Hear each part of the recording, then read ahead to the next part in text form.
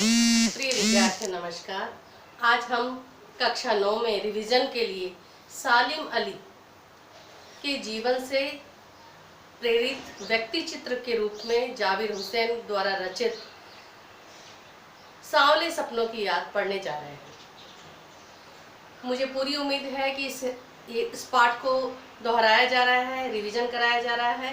पहले हम क्लासरूम में इसको पढ़ चुके हैं, तो इसको फिर से समझने के लिए आप थोड़ा सा मैं संक्षिप्त परिचय दूंगी जाबिर हुसैन का, और फिर पाठ का सार जो है हम समझेंगे।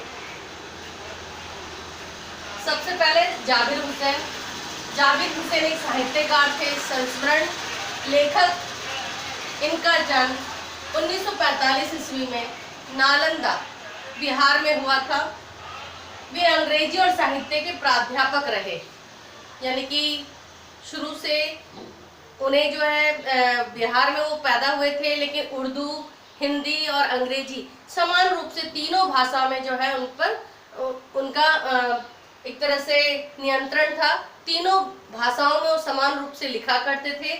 तो साथ में ये साहित्य लेखन के साथ प्राध्यापक भी रहे, अध्यापन का कार्य भी किया, और इसके अलावा जो है ये राजनीति में भी सक्रिय भागीदार करते रहे। यानी कि यहाँ पर 1977 में बिहार में मुंगेर जिले से निर्वाचित हुए सांसद के रूप में, और उसके बाद वो मंत्री भी बने। वे राजनीतिज्ञ के साथ साथ एक कुशल लेखक भी हैं। यानी कि राजनीति में आ जाने के बाद ऐसा नहीं है कि उन्होंने लेखन कार्य छोड़ दिया, उसके बाद भी वो लेखन कार्य करते रहे और आज भी लेखन कार्य कर रहे हैं। उनकी प्रसिद्ध रचनाओं में अतीत का चेहरा, डोला बीबी का मजार, लोगा, एक नदी रेत भरी आदि हैं। यानी कि उन्होंने, आपको बताया था मैंने, हिंदी, अंग्रेजी, उर्दू तीनों भाषाओं में समान रूप से लेखन कार्य करते हैं। हिंदी की प्रसिद्ध रचनाओं के बारे में मैंने आपको बताया। इनकी भाषा शैली को समझ लेते हैं। भाषा सरल, रोचक और कलात्मक है, क्योंकि ये अपने शैली में नवीनीकरण के लिए प्रख्यात है। यानी कि हमेशा लेखन के क्षेत्र में नए नए रूप का जो है ये उद्घाटन करते हैं और उसको अपने लेखन कार्य में सम्मिलित करते हैं। तो इस तरह से इनकी जो भाषा शैली का एक निचोड़ के रूप में यदि हम निकालते हैं, तो तत्सम उर्दू, तद्भव, देशज शब्दों के साथ अंग्रेजी का भी प्रयोग करते हैं, क्योंकि इनको सारी भाषाओं का अच्छा ज्ञान था, अच्छी समझ थी, और इसलिए उन शब्दों को इनके लेखन कार्य में देखा जा सकता है। इसके साथ ये गद्य, संस्मरण, कथा, रिपोर्टाज शैली का मिश्रण रूप है। यानी कि सांवले सपनों की याद जो पाठ है, ये एक संस्मरण, कथा और रिपोर्टाज तीनों को मिला देते हैं। तो ऐसी मिश्रण शैली के रूप में इसको हम देख सकते हैं। लेकिन फिर भी इनकी जो डायरी शैली है, डायरी शैली इनका एक नवीनीकरण का उदाहरण है, और इसके लिए ये बहुत प्रसिद्ध है। इनकी रचनाएं डायरी शैली में जो भी लिखी गई हैं वो बहुत प्रसिद्ध हुई हैं। अब हम सांवले सपनों की याद पाठ के बारे में थोड़ा सा समझ लेते हैं कि ये एक व्यक्ति चित्र के रूप में है। ये संस्मरण प्रसिद्ध पक्षी विज्ञानी सालिम अली की मृत्यु के तुरंत बाद डायरी शैली में लिखा गया है। अभी मैंने आपको बताया था कि डायरी शैली इनका जो है नवीनीकरण के साथ प्रख्यात एक विधा है, और इस तरह से इसी शैली में इन्होंने व्यक्ति चित्र के रूप में सालिम अली की एक तरह से मृत्यु के समय जो उनकी अंतिम यात्रा था उनका इन्होंने वर्णन किया है। और सालिम अली के व्यक्तित्व का एक प्रभावी चित्र जो है ये डायरी शैली में लिखी हुई संस्मरणात्मक जो कथा, रिपोर्टाज के रूप में है, वो यहाँ पर दिखाई देती है। निम्न बिंदुओं के आधार पर पाठ के सार को हम समझ सकते हैं, जिसमें पहला है एक अंतहीन यात्रा।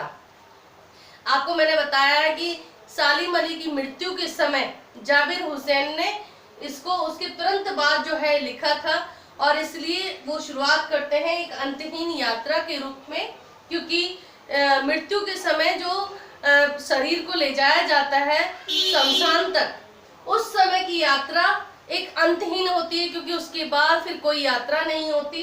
तो लेखक को लगता है कि जब सालिम अली की शव यात्रा चल रही थी, तब सुनहरे पक्षियों के पंखों पर सांवले सपनों का झुंड सवार है, इस तरह से उनको महसूस हो रहा था। वे मौत की मौन वादी में जा रहा है, यानी कि इस तरह से सांवले सपनों का झुंड सवार है जो कि सुनहरे पक्षियों के पंखों पर सवार होकर यहाँ पर मौत की मौन वादी में जा रहा है।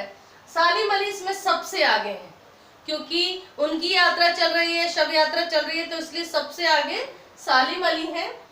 वे सैलानियों की तरह पीठ पर बोझ लादे अंतहीन यात्रा पर चल पड़े, यानी कि जिस प्रकार से वो स्वाभाविक जीवन में अपनी पीठ पर लाद कर सामान और एक अंतहीन यात्रा पर चलते थे, मतलब किसी लक्ष्य पर जाते थे, लेकिन यहाँ पर ऐसी यात्रा पर जा रहे हैं जो कि अंतहीन है, जिसका कोई अंत नहीं है। वे सैलानियों की तरह ही, सैलानी जो तीर्थयात्री होते हैं या पर्यटक होते हैं उनको कहा जाता है, वे पक्षी की जैसे मौत की गोद में जा बसे हैं। जिस प्रकार से कोई पक्षी मौत होने पर धरती की गोद में समा जाता है, इसी प्रकार से, क्योंकि इनको भी एक पक्षी की तरह, क्योंकि पक्षी विज्ञानी थे और जीवन भर उन पक्षियों के प्रति ही जीवन को उन्होंने समर्पित कर दिया था, और इसलिए यहाँ जाबिर हुसैन कहते हैं कि वो भी एक पक्षी की भांति ही मौत की गोद में जा बसे हैं।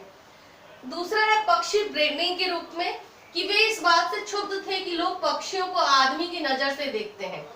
सालिम अली जो है कई बार इस बात से बहुत दुखी होते थे कि लोग जो है पक्षियों को अपनी नजर से देखते हैं, यानी कि उनको पक्षियों की नजर से नहीं देखते, बल्कि वो सोचते हैं कि जिस तरह से हम पढ़े लिखे समझदार हैं, तो उसी प्रकार से जो है सालिम अली भी अन्य पक्षी भी होते होंगे।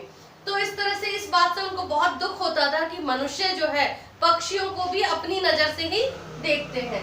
आज आदमी पक्षियों की मधुर आवाज सुनकर रोमांच अनुभव नहीं करता, यानी आज के समय में, पहले प्रकृति के बीच में मनुष्य रहता था तो पक्षियों की मधुर आवाज में भी संगीत के रोमांच को अनुभव करता था, लेकिन आज का मनुष्य ऐसा नहीं करता है। सांवले सपनों का महत्व, यहाँ पर इस पॉइंट को हम लेते हैं। पक्षियों के रहस्य भरे संसार को खोजने और बचाने वाले कल्पनाशील और जिज्ञासु पक्षी वैज्ञानिकों को, यानी कि जो सालिम अली थे, यहाँ वृंदावन के जीवन में कृष्ण लीलाएं आज भी जीवंत महसूस होती हैं। यानी सांवले सपनों के रूप में जो हमारा अतीत है, यदि वो प्रकृति से जुड़ा हुआ, यहाँ पर कृष्ण का वृंदावन जो उनकी जीवन से जुड़ी हुई एक स्थल है, जिसमें आप देखते हैं कि कृष्ण की लीलाओं से उनके हर जगह को जो है वर्णित किया जाता है, जो कि हम महाभारत कथा में भी पढ़ते हैं। और आज भी यदि कोई वृंदावन जाता है तो जगह को देखकर उसे महसूस होता है कि यहाँ पे कृष्ण लीला कर रहे हैं, यहाँ पर स्नान कर रहे हैं, यहाँ पर संदीपनी आश्रम पढ़ रहे हैं। तो इस प्रकार से वो कहते हैं कि उनकी लीलाएं जो है आज भी जीवंत महसूस करते हैं। सालिम अली का व्यक्तित्व, अब कुल मिला के जो है सालिम अली के व्यक्तित्व के बारे में हम जानते हैं कि सालिम अली, उनका शरीर बिल्कुल कमजोर था, यानी काया नहीं, शरीर बिल्कुल कमजोर था, शारीरिक रूप से वो बहुत कमजोर दिखते थे। और अभी जो है 100 वर्ष के लगभग उनकी उम्र हो चुकी थी मृत्यु के समय, और कैंसर पीड़ित थे, यानी कैंसर पीड़ित 100 वर्ष की उम्र होने के कारण उनका शरीर बिल्कुल शिथिल हो चुका था, कमजोर हो चुका था। और साथ में यात्रा में जीवन, यानी कि पूरे जीवन भर पक्षियों की खोज में, पक्षियों के शोध में वो यात्रा करते रहे, तो यात्रा की थकान जो है उनके शरीर पर साफ दिखाई पड़ रही है। और साथ में सबसे मुख्य बात जो है, उनका व्यक्तित्व इतना आगे बढ़ पाया या प्रसिद्ध हो पाया या महान पक्षी वैज्ञानिक बन पाए, इसके पीछे उनकी पत्नी तहमीना का भी योगदान हम भूल नहीं सकते, क्योंकि उनकी पत्नी जो है हमेशा उनका साथ देती रही, और इसी बल पर जो है वो एक प्रसिद्ध पक्षी वैज्ञानिक बन सके और अपने लक्ष्य को पा सके। इसके बाद हम सालिम अली का प्रधानमंत्री से भेंट। सालिम अली प्रकृति के प्रति इतने चिंतित थे, प्रकृति को बचाने के लिए बहुत सोचते रहते थे, और इसीलिए जो है एक बार जब केरल की साइलेंट वैली, जो कि रेगिस्तान के रूप में परिवर्तित होने से जिसको रोका जा सकता था, उसी चिंता को लेकर उस समय के प्रधानमंत्री चौधरी चरण सिंह के पास पहुंचे। चौधरी चरण सिंह भी एक किसान थे और प्रकृति से जुड़े हुए थे, धरती से जुड़े हुए थे। और जब उन्होंने सालिम अली से बात की और सालिम अली ने जब बताया कि भाई केरल की साइलेंट वैली जो है रेगिस्तान के रूप में परिवर्तित हो जाएगी यदि हम उस पर थोड़ा ध्यान नहीं देंगे और लोग उसका क्षरण करते जाएंगे तो ऐसा ही होगा। तब इस बात को सुनकर जो है चौधरी चरण सिंह की आंखों में आंसू आ गए, यानी कि बहुत द्रवित हो गए और उन्होंने इसको बचाने का, संरक्षण देने का वादा किया। तो इस प्रकार से आप देखते हैं कि हिमालय और लद्दाख के बर्फीली जीवन वाले जीवों को कौन देखेगा। साथ में जो है यदि ऐसे पक्षी विज्ञानी या जीवों की संरक्षण देने वाले लोग नहीं होंगे तो आगे जाके हिमालय और लद्दाख में रहने वाले बर्फीली जीवन जीने वाले जो जीव हैं उनको कौन देखेगा। क्योंकि आप देख रहे हैं कि ग्लोबल वार्मिंग से जो है बर्फ पिघल के वातावरण परिवर्तन हो रहा है, बर्फ पिघल रहा है, ग्लेशियर्स पिघल रहे हैं। तो ग्लेशियर पिघलने के कारण वहां रहने वाले जीव जंतु, उनका जीवन क्या होगा। तो ये भी एक सोचने वाली बात थी। लॉरेंस का संस्मरण, यहाँ पर D.H. लॉरेंस का भी वर्णन किया गया है। D.H. लॉरेंस मूलतः एक उपन्यासकार थे, कवि थे, लेकिन पक्षियों से भी अथाह प्रेम रखते थे और इसीलिए जो है उनकी तुलना जो है सालिम अली से की जाती रही है।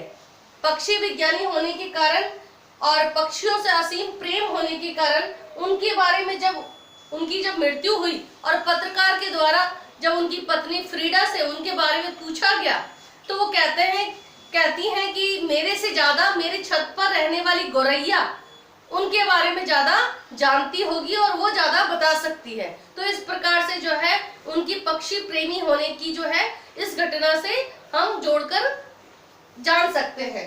इसके बाद है आपका सालिम अली की प्रेरणा, यानी सालिम अली को ये पक्षी वैज्ञानिक कैसे बने, किस चीज से प्रेरणा मिली। तो इसके पीछे एक घटना है कि एक बार जो है वो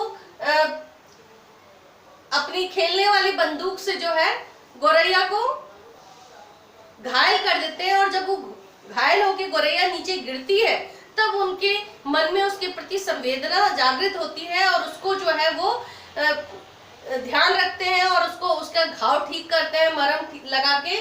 तो इस प्रकार से उस घटना से उनकी आंखों में जो है और जीवन में जो है एक लक्ष्य निर्धारित हुआ और बाद में उन्होंने अपनी आत्मकथा जो है उसको भी फॉल ऑफ द स्पैरो नाम से लिखी कि उस घटना ने उनके जीवन को परिवर्तित कर दिया। तो आप देख रहे हैं कि साथ में यानी कि कितने बड़े पक्षी विज्ञानी थे, ऐसी जर्जर अवस्था में भी मृत्यु के समय तक उनके गले में दूरबीन लटकी हुई थी, जो कि पक्षियों के प्रति जो उनका प्रेम था उसको हम समझ सकते हैं, देख सकते हैं कि मृत्यु तक उन्होंने पक्षियों के जीवन के प्रति सोचा, विचार किया और उनके संरक्षण के लिए प्रयत्न किया। तो इस तरह से महान पक्षी वैज्ञानिक जीव विज्ञानी सालिम अली के जीवन का यहाँ पर वर्णन किया गया है। तो रिवीजन में मैंने इतना बताया है और इसको आप और पढ़कर समझ सकते हैं। धन्यवाद।